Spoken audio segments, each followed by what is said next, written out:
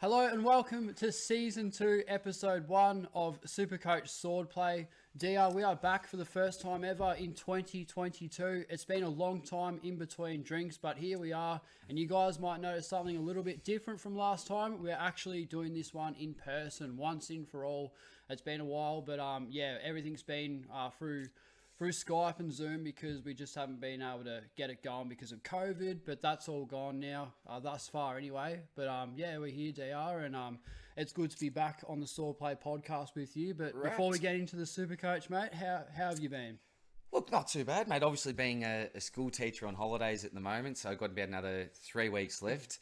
Probably can see behind me, Larry, this way. A few action figures on the table, mate. So not many people would know I'm a big action figure collector, and I buy and sell a lot. So I've been doing some online auctions on Facebook, mate, and some old He-Man, Ninja Turtles, Ghostbusters, all that sort of jazz. And had a crack at the BBL Supercoach.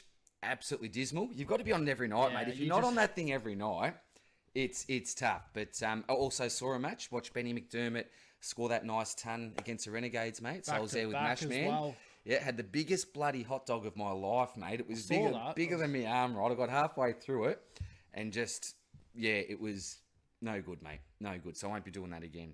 But, few bits and pieces, mate. How about yourself? Had a bit of time off work and... Plenty of time off work, about 2.5 weeks, but unfortunately I do go back on the Monday, so I'm sort of spewing a bit there, but I've enjoyed the time off as much as possible, and I've been getting into the BBL Supercoach, and I traded in McDermott. He went, what did he go? I think he went 340 something in. That's just unbelievable. 2 games, back-to-back tons in the double for the Hurricanes. So yeah, really good. But other than that, likewise, my BBL Supercoach team has been pretty bloody dismal, mate. But we're not here for BBL, DR. We're here for AFL Supercoach. So let's get stuck straight into it, and we'll move on to our team updates. Now, obviously, you know what you say to me all the time, DR, great minds think alike. So there's no surprise whatsoever that our teams are very, very similar, but there are quite a few differences in between them. With rookies, we'll get to that. But DR, what is your team looking like at the moment, and what dilemmas do you currently face at this point in time? Look, it's a tough one, mate. Structure-wise, I'm pretty set at the moment. But the trouble with talking structure at the moment is that, as we know, it's dependent on where the rookies are available. So who knows? We'll have to chuck another premium defender in there, another forward. I'm not too sure. But at this stage, mate, I've gone with the 3 primo defenders. I've gone 5 big boys in the midfield. I'm talking about big boys here, mate. I reckon these guys are close to being locks to the top 8 midfielders this year. We'll talk about them in a minute. Rucks have been a real issue for me, mate, because, when we were talking at the end of last year, I swore to you, I'm not starting Grundy. Darcy's too injury prone. I'm not starting Gawn. I'm going cheap in the rucks. I'm going to mix this up. But I find myself with big Darcy and Grundy in the side at the moment.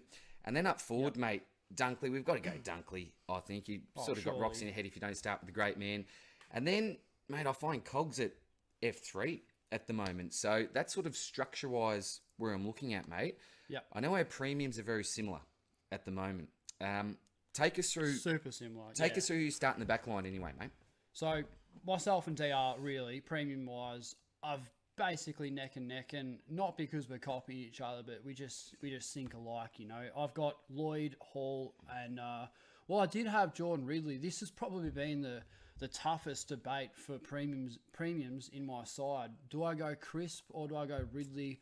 I'm not sure. Ridley is probably my favourite player, coming from an Essence supporter, DR, but Crisp just racks it up, and I'm sensing a little bit of a Rory Laird from last year for Crisp this year in 2022, and the fact that he's got midfield status is absolutely ludicrous. So yesterday, my team update, I just traded him into my side, and at the moment, I'm pretty bloody happy with it. So they're the 3 primos I'm running in defence, and then rookies, I got Sin, Aaliyah and Wilmot, and I got a Loophole as well that I'm going to be running with. We'll discuss that later on the agenda. And our midfield is, premiums wise, is exactly the same as well, because we just can't separate it, and it's so obvious who we want to start, and the rucks are the same. Everything seems to be the same in our teams, DR, but that might not be a bad thing, mate. Well, look, you've talked about your defenders, right? for me, it's D3 that I'm tossing and turning between. Originally, it was Whitfield because of just over 500k DPP. But then I looked at my risk profile in the side. I've got Aaron Hall down there. Not too bad last year, but we look at seasons past, not the most durable type of bloke there. And so I thought, look, I probably need to balance that out a little bit.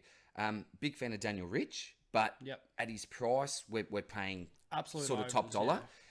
And that's when we come back to Crisp. And as you said, mate, we're looking for someone with that midfield type role if we can. And this is just a personal preference. You may be a little bit different, but I'm trying to stay away from some of those intercept defenders.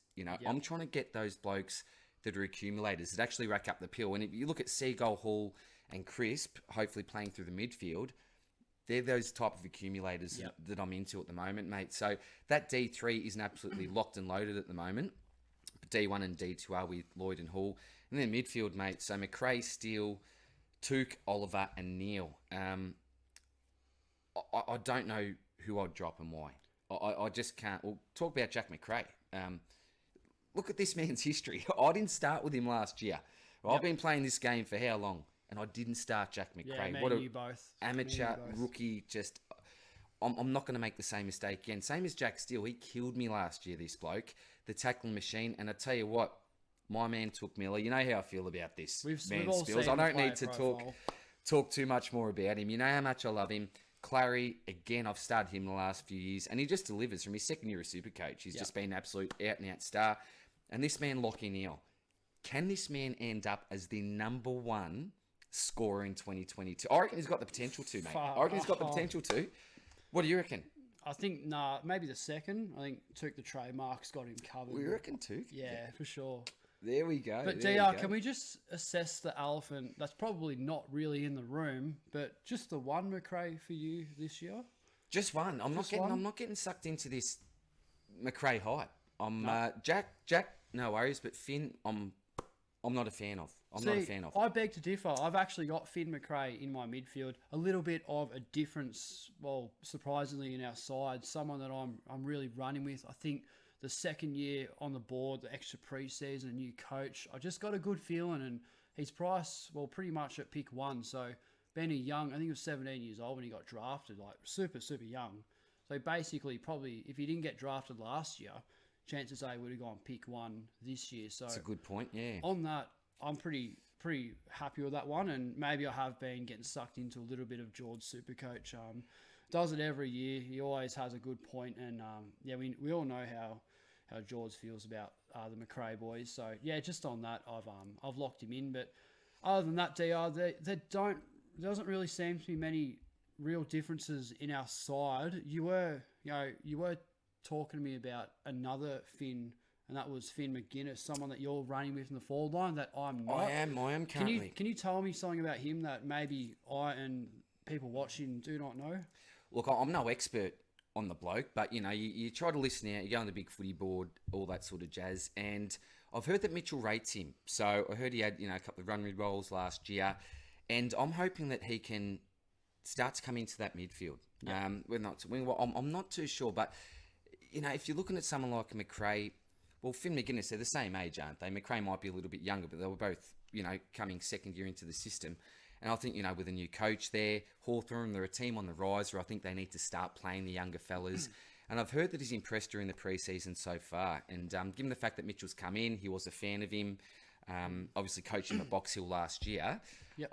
I just think, for the price that you're paying, I'm saving about 60k on the McRae pick there. And look, a lot of water going to the bridge. It may change, but I'd prefer to save that 60k and then be able to upgrade someone like a Horn Francis to my man Jared Berry with that extra money that I've got. So that's my thinking with it. But again, I'm no expert on this bloke. I couldn't tell you a heap about him.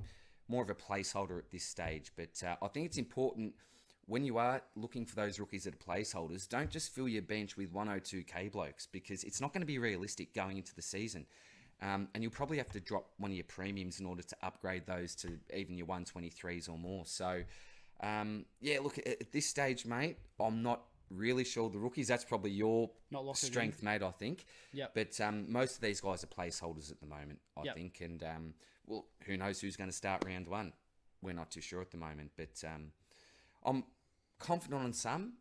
wait and see on others. Yeah, and that man you just mentioned, Joe Berry, someone that you're really bullish on, and he's in both of our sides, but we're not going to talk a whole lot about that because that's for the Supercoach with DR individual player profile, so I'll leave the viewers to check that one out, DR.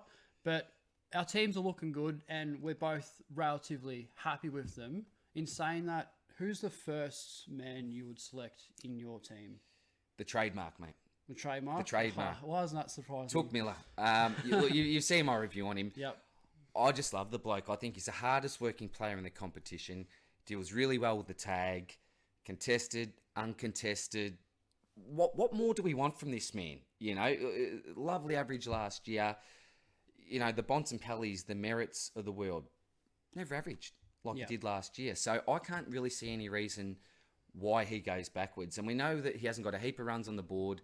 Year previous, I think it was about a 105 average, but I can't see him slowing up. He's hit the 120s, and that's the main thing. And you did justify a very good point about that in your player profile. And what I like more about him is that speech you did winning the best and fairest for the Gold Coast. You know, I'm not going anywhere. I love the club. It's not even funny. I mean, that's just such a great thing to say and so genuine. He was basically nearly tearing up, and yeah, it just makes you think far out. This bloke's just a genuine lock. I mean, super loyal and just plays with his heart on his sleeve, DR. Just doesn't give up, mate. And he should be the sole captain of the Suns because he's their main man. He's their leader. He just represents everything that you'd want in a player, I think. How about yourself, mate?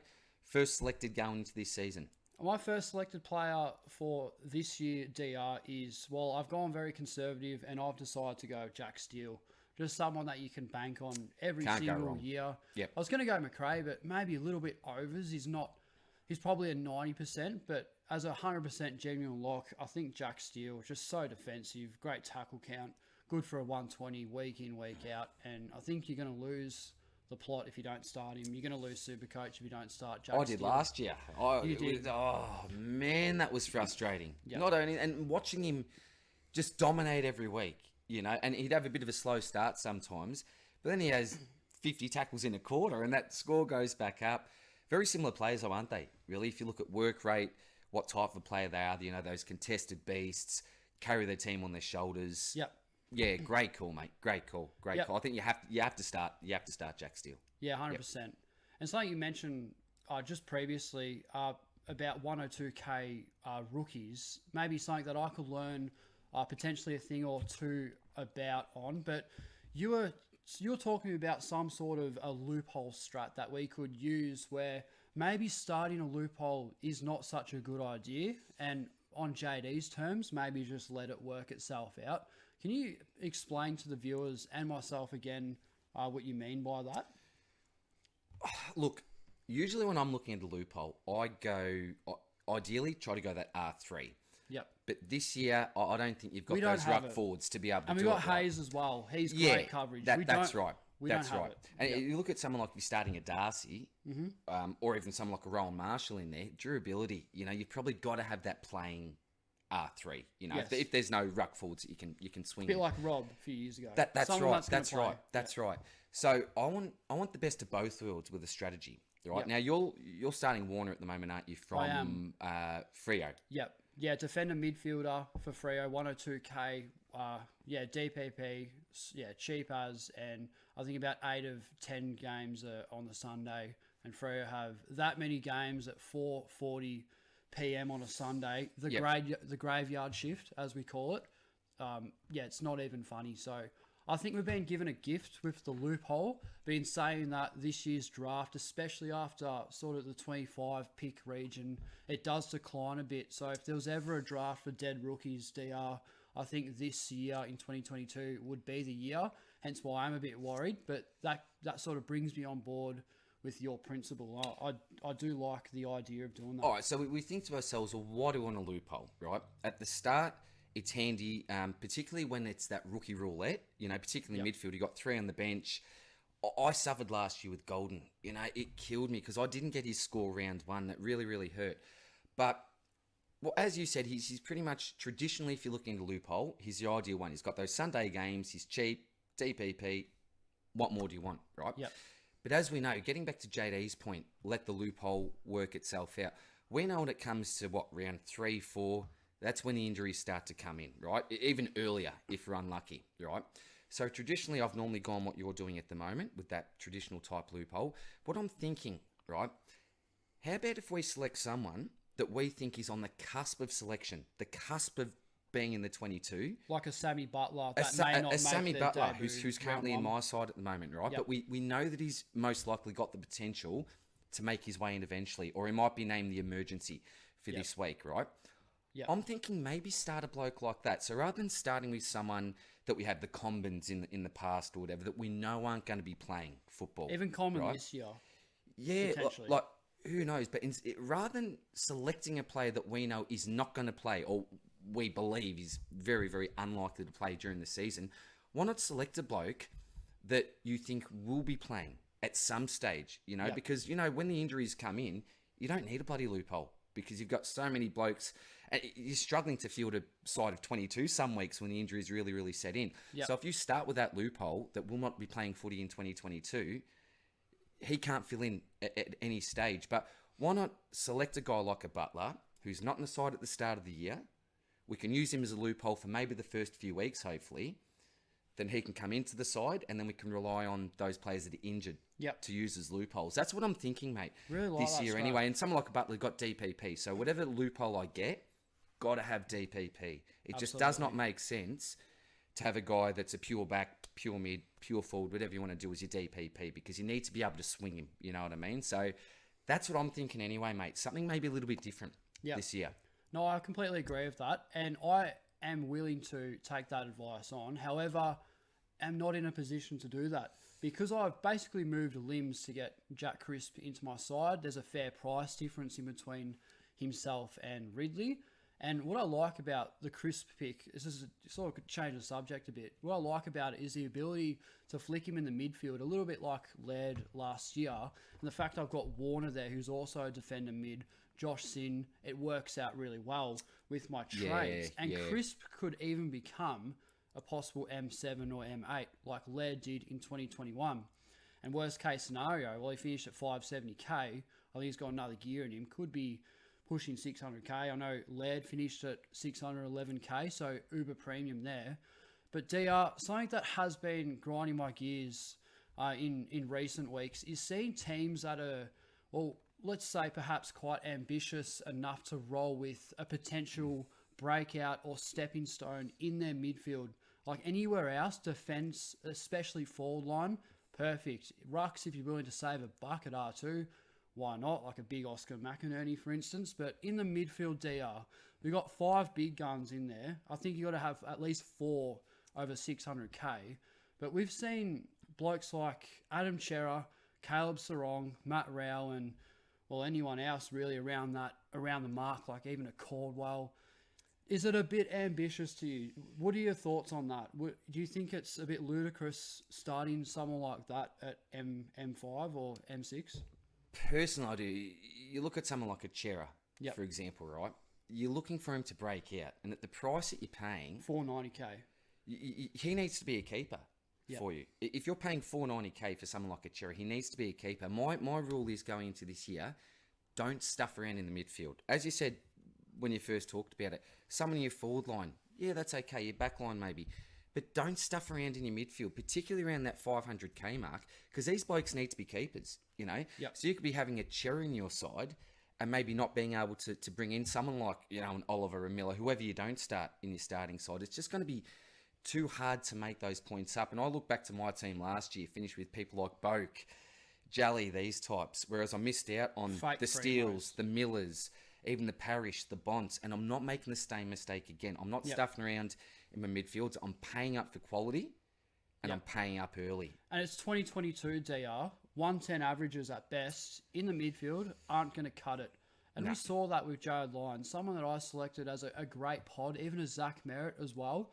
Great picks, but you fall short a little bit when they go towards 90 to 120 at best, and that really does hurt you. And if you're going to pick an Adam Chera, what is your best outcome? $490k. Do you think Carlton are he's gonna star and and be better than Sam Welsh? I just don't know. I saw him in a team. I can't remember who it was, someone on Twitter, but I just thought, like, I'm not bagging them out, but a little bit of constructive criticism. Maybe we should focus on those McRae's, Steele's, Oliver's, Tukes, even Titch. I don't have Titch in my side, and I'm quite uncomfortable about that. And even a Sam Welsh, I do not have in my side either, and he's an Uber premium once in for all. So, DR, just something that come to mind earlier on in the week, and I just thought I would dissect it with you. I totally agree. Yep. Totally agree. I just don't see what the best outcome's going to be, you know. And if he's going to be some sort of a superstar, something like what happened with Parrish last year, I don't mind paying an extra 100K to get him once I know that that's going to be the case. But, high advice. Don't try to skimp out in your midfield. Get those uber elites, and then you can look for someone like at a Jared Berry price. You know, you're not paying 400 or 500K for that bloke. With Berry, he's got the runs on the board. We saw what he could do in 2019. Had a pretty sort of limited season last year of injuries, and even the year before. But at a sort of, what is he, allows he 200 and is it 60K roughly around there? It is about that. And the difference between someone like a Berry is we're not looking him to be a breakout selection. We're just looking for him to repeat what he's been able to do in the past when he's been fit and firing. And he's a stepping stone. Someone like a Chera, he isn't a stepping stone. You've got to, you can't plan to trade him out. 490K, you pick him as a keeper. It's a bit of a waste. I mean, he might make 50K, but I don't know. I sense a bit of fake primo about that, but that's just me. Look, if he's available on the forward line, that's a bit of a different story. Not just Chera as well. It's the midfield, not just Chera. We just used him as an example. There's lots of other, even someone like a Sarong, I think, from free. I think he's around the 440, 450K mark even. Again. And the signs look great. Too much for a stepping stone. Too much for a stepping stone. And you're going to have him as a keeper.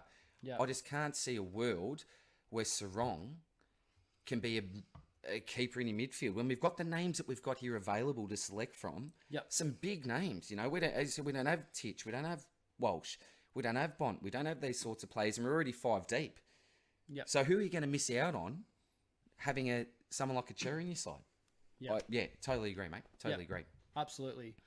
All right, so we'll move on to, what is a new segment for this podcast. We can't do any of the segments that we normally do because it's not a structured podcast. There have been no games of footy. There's nothing to work off.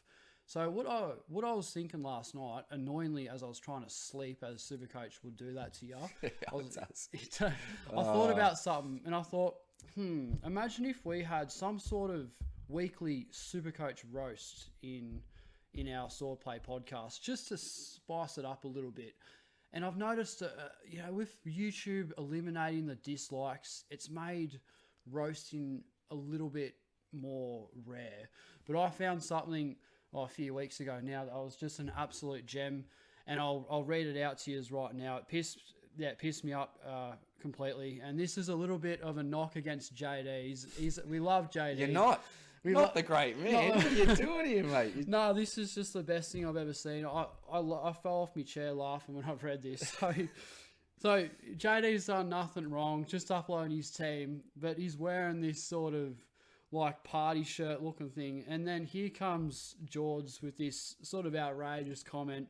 Great vid, JD. Only tip would be to wear something a little bit more suited to a Supercoach video and not a booze cruise. Otherwise, 10 out of 10, 50 likes. I mean, JD did nothing to deserve that, but he's just gotten roasted. And that is my weekly roast, even though this happened a few weeks ago now.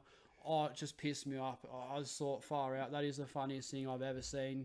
We don't like people giving each other shit on videos. We don't encourage that, but we love a little bit of banter, a little bit of niggle, and any sort of roast on a Supercoach video. Chances are we'll sniff it up and we'll talk about it on this podcast. A little bit of banter, DR, something I thought was quite funny, and that's what we're going to sort of do on this podcast. So new segment, the weekly roast. Let us know in the comments what you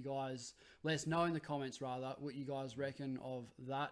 But DR, that's what I've got to kick this segment off.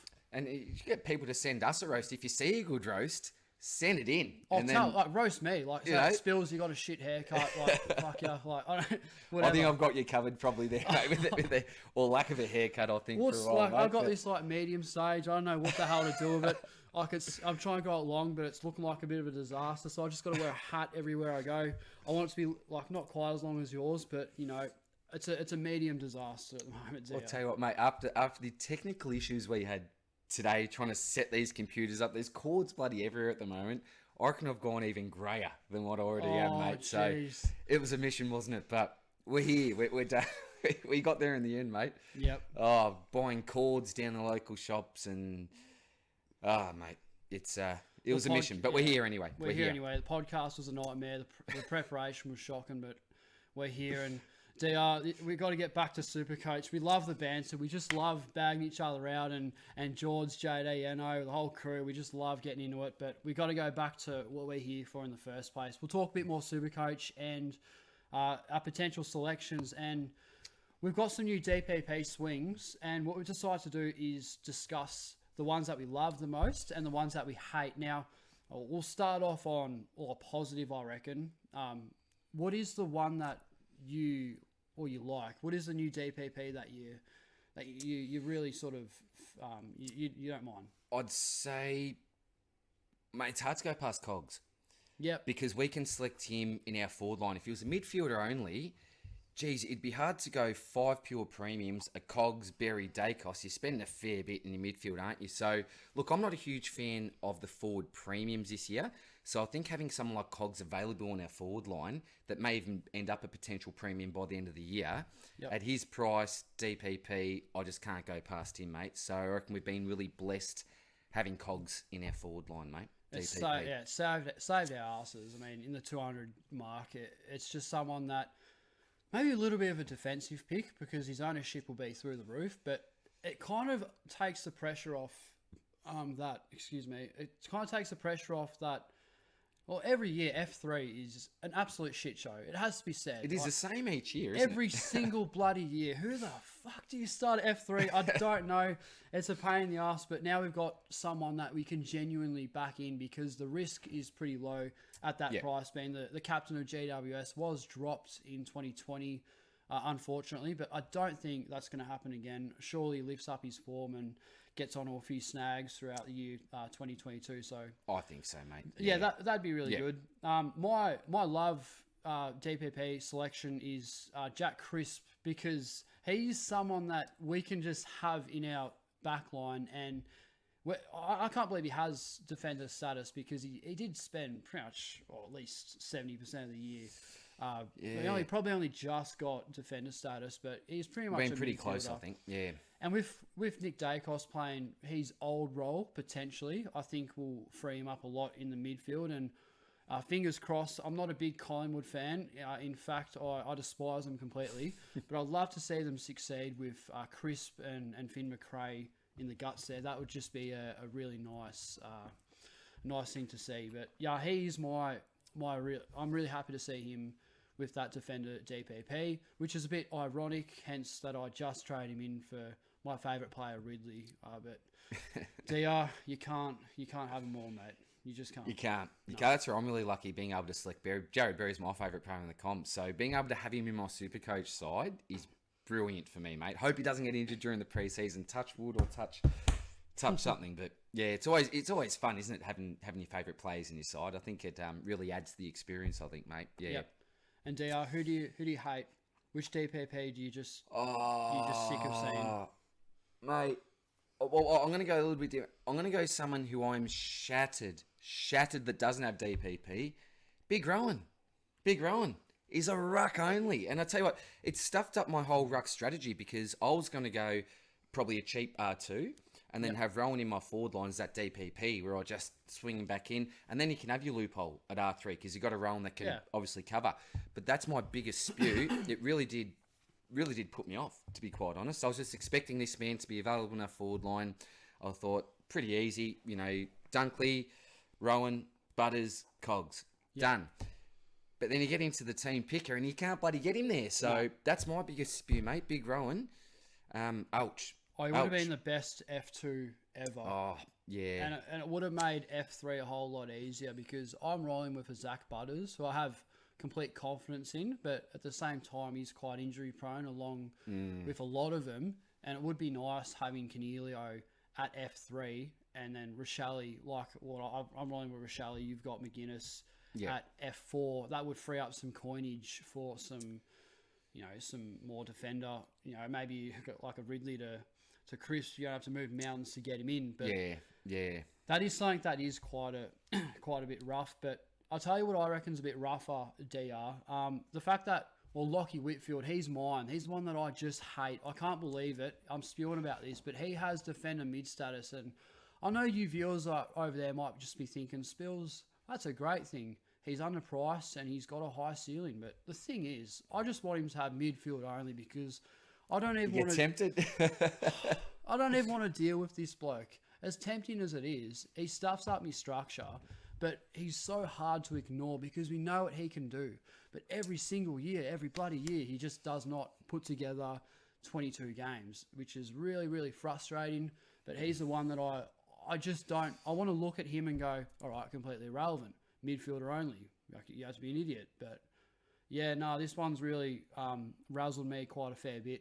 And the best thing I can do is just go through Supercoach and just close my eyes when I see his name pop up. Mate, and this bloke, if you look over the years, he's been a forward, a midfielder, a defender. I think the only position he hasn't been able to be selected in is the rucks. So I'm with you. It does make him really, really tempting at that price. He's saving about, 70k on a crisp, on a rich type selection. So I did have him in my original side in the team picker just because of that value. And what's happened to no GWS players in our side? We've got Lear at the moment, Cogs, Whitfield. Is he going to sneak his way in? Look, it's tough because if I need to drop a premium, it's probably going to be my D3. For a potential Lockie Whitfield. Yeah, because I can't see myself moving anyone midfield. McRae, Steele, Miller, Oliver, Neal. I think it's locked. I can't see myself moving there. Dunkley, Butters are really the only two premiums, if you want to call Butters a premium in the forward line. I'm not looking to drop one of those blokes. No. So it's probably that D3 for me because I'm really keen on the Seagull. I'm keen on Aaron Hall after what he did last year. I owe it to Aaron Hall starting him this year because he did wonders for me last year. I jumped right on at the right time with Aaron Hall. So I have to start him. So it's probably going to be my D3 that I drop. Go a little bit cheaper maybe if I need some cash somewhere. Yep. Yeah, that's probably a good call. And some, potentially some, future content for yourself over the off season. I know this is a bit of a slap up podcast because there's not a whole lot to talk about. It was, wasn't it? We just thought we'll come down, we'll get the first one done. There was no real structure to it, or obviously when we get into the season proper, we'll go back to our regular structure with all the different segments and all the rest. Got a couple of new ones going into this season, which will be good, mate. But look, I suppose in the time being, I'll just be pumping out a few player profiles. Want to see more of that, like that Berry and Took, textbook stuff there. Maybe a bit shorter. Your views will go up a bit more. I was thinking that with Took because I went around the 15-minute mark, but I think it's because the blokes that you love so much, you just want to talk about. You got so much to say, so I'm going to try to keep it about 5 minutes. I reckon 5 minutes is a good time. You have a quick, even 10's all right. Quick look through. 10. I've probably gone a bit overboard there, but I'll continue with the player profiles. I'll also do a few team profiles as well, but I know lots of people have been putting those out at the moment. So I'll obviously do a big Brisbane one. They're my boys, so I always do a big one for Brisbane each year. And then we'll also go through some positional videos. So we'll take a look at all the forwards, the rucks, talk about some different strategy. But that's pretty much what I've got planned, mate. Obviously, season proper, get into the stock market videos again. Try to upgrade those if I can, mate. Anyone's got any feedback or advice on how to do that, more than happy to take that on. But how about yourself, mate? Pumping out a few more rookie reviews and... Yep. No, we'll be doing a lot of rookie content. I've just uploaded a Horn Francis versus McRae rookie discussion. Review. Good discussion. I mean, I think it's the same price, but you can only pick one of them. The views are a bit flat at the moment. As you said to me off air, DR, I think a lot of people have gone back to work and just do as many as I can. I did Rochelle yesterday and Next up, I'll probably do Campbell Chesser. That's been requested in the comments. I don't know a whole lot about him, but I'm willing to move limbs to do research, and then I'll do Aaliyah, who's a really good intercept marker. Lek Aaliyah, we love Lek Aaliyah, but broke the all-time record in the vertical jump DR, but just can't find the footy in games. Only averaged about, I think, 8 disposals, which is pretty horrific, but he backs it up with intercept marks. I think about 6 intercept marks a game. Jeez, okay. We got Josh Ward. He's probably a massive pod. When we got Horn Francis, McRae, Dacos, even Callahan, dare I say it. He's probably someone that really sneaks up there as a good pick, and I think Mitchell will pursue him. But maybe a Wilmot, Matty Johnson, or Matty Roberts or something like that. But yeah, we'll get him going. But as always, drop them down in the comments which ones you want me to do, and I'll do it. But that'll probably be it. I'll do a few team updates. They always go pretty well around this time of the year. But other than that, DR, I'm just bloody wrapped to have the Swordplay podcast up and running. And for a long period there, I actually enjoyed doing that more than my own, like Spill the Supercoach team updates. And, excuse me, I was bloody clearing me throat all the time. It's one of my flaws. Not used to talking this much, mate. Oh yeah. Far out, talk some shit, don't I? We all do, mate. You're talking shit when you clear your throat like 3 times in one podcast. But yeah, I don't know if you've got any add-ons, DR, but that's about, I reckon, all we've got for this Swordplay podcast. We'll try to get as many, personal podcasts as we can. I like the fact that we're together doing it. It's a lot more interesting than through Skype. So I do like it, but we'll see how we go, because it's a long season and we do live, I think about an hour and a half away from each other. So we'll tee it up. But that's all I've got. And other than that, thanks heaps for joining again on the Swordplay. And it's an absolute honour to be back for Supercoach in 2022. It is, mate. We're always a little bit rusty starting out, mate, with a new season, but looking forward to getting the season proper. We'll also do, a podcast like we did last year, talk about those blokes that are selected maybe under 5% of sides. I think that was a pretty good one last year. But no, look, mate, absolutely wrapped to have you down here, mate. Been a little while, and we'll see you guys all again soon for the next one. I think Adam Chera will be a very spicy pod, DR. Someone that will be under about. Chera, don't be talking that shit, mate. What are we doing here? Thanks for watching, everyone. Take it easy. Subscribe if you haven't already. It means the world to us. It costs you nothing, and I hope you're all the best. We'll see you in the next video. Cheers, guys.